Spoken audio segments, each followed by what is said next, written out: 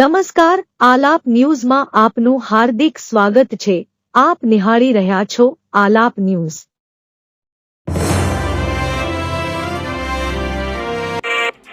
ચાલુ સાલે વરસાદે તો માજા મૂકી જતી અને જેના કારણે ખેતરો જળબંબાકાર સમગ્ર ચોમાસા દરમિયાન જોવા મળ્યા હતા અને ખેતરમાં ટ્રેક્ટર ફેરવવાનો સમય પણ ખેડૂતોને મળ્યો ન હતો, જેના કારણે ખેતીના પાકને મબલક નુકસાન થયું હતું।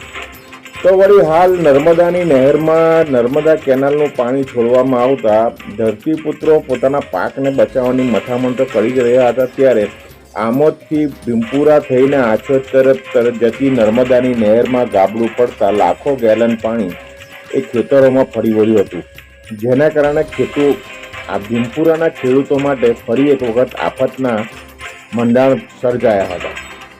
દ્રશ્યોમાં જોઈ શકાય છે કે આ કેનાલમાં મોટું ગાબડું પડ્યું છે, પરંતુ આશ્ચર્યની વાત તો એ છે કે આ જ દ્રશ્યમાં કેનાલમાં સામે કચરું ઉગેલું પણ નિહાળી શકાય છે। આમ દર વર્ષે કેનાલો સાફ કરવા માટેનો લાખો રૂપિયાનો ખર્ચ સરકાર દ્વારા કરવામાં આવતો હોવા છતાંય કેનાલોની સાફ સફાઈ કર્યા વિના જ શું બિલ ઉતારી દેવામાં આવતા હશે?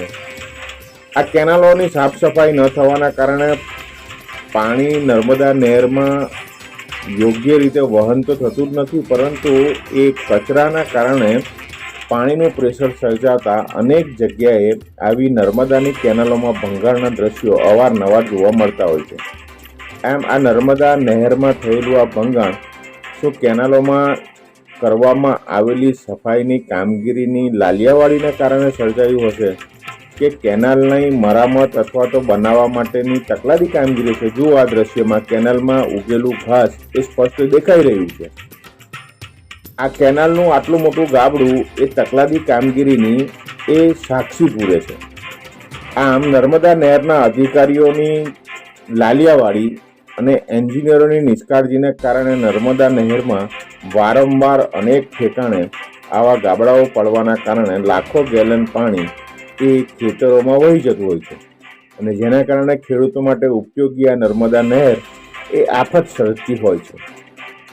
આ નહેરમાંથી વહેતું આ પાણી આસપાસની જમીનોમાં ફરી વળતા મહા મુસીબતે બચાવી રાખેલો ખેડૂતોનો પોતાનો પાક એ ફરી એકવાર એ જોખમમાં મુકાયો છે।